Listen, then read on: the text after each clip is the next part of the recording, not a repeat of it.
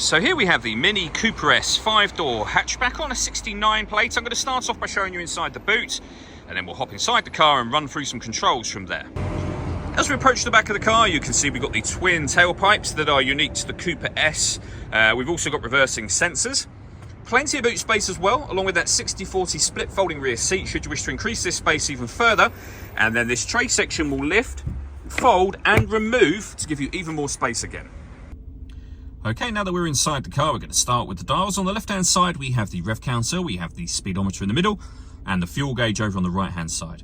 Also in the middle, you can see there's a digital readout for the speedometer being displayed at the moment.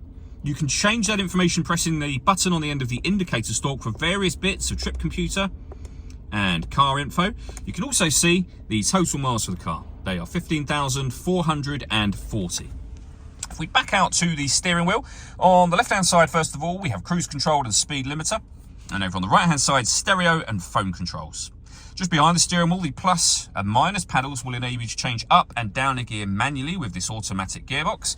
And then over in the center, we have the main screen for the car. So up on here, you will be able to pair your phone by managing mobile devices from that menu. All of the movement on the screen is being done using this dial and the collection of buttons that surround it. You can do virtually everything from the dial. For example, you can rotate it round to satellite navigation.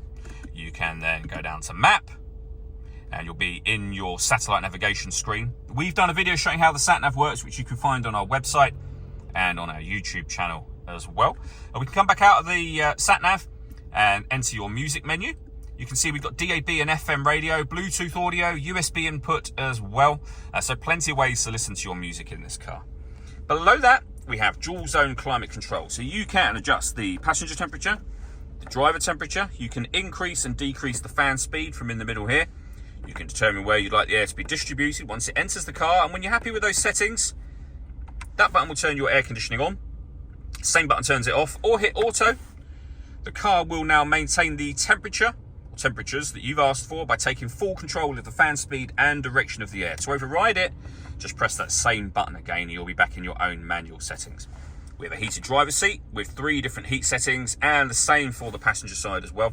We can turn off our traction control, start and stop our engine, and we can turn on or off the stop and start. So this car is designed to cut out when you are stationary in traffic with your foot on the brake. And it does that so that you can save fuel. You can turn that system off if you'd rather, and it's off when that light shows.